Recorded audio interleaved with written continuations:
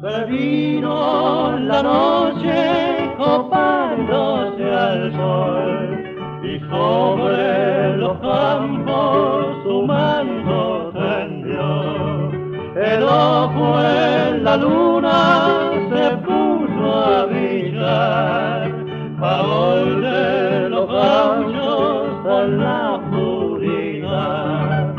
Por el sendero gimiendo va y una carreta camino al poblado, amagándose de aquí para allá, mientras sentado en el pértico va el viejo Pancho Aguará. Muchachos, ya para esa zona que están las yuntas cansadas. Y aguantaremos el alba para atravesar la quebrada. Cuenta que allá por la sierra a eso del anochecer se oye gemir un difunto. Jesús, María y José.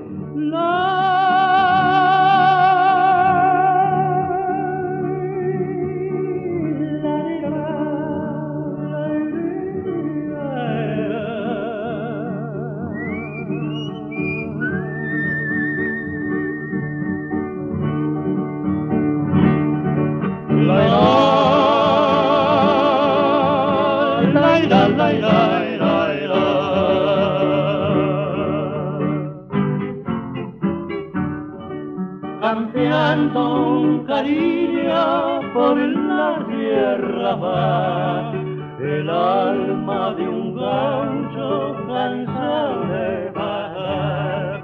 Comentan los viejos antiguándose que busca un cariño que murió por él. Viejo recuerdo de tradición que se ha metido en el alma y así se escucha decir con gran devoción, y en las noches de mis pampas oí contar juntito al fogón. Y llora todas las noches el difunto. Duerma, mijo, sin cuidado, que al lado de las almas buenas pasa de largo el final.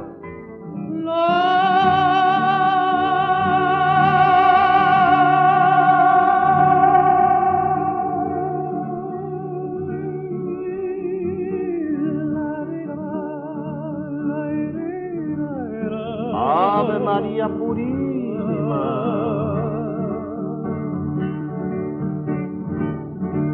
La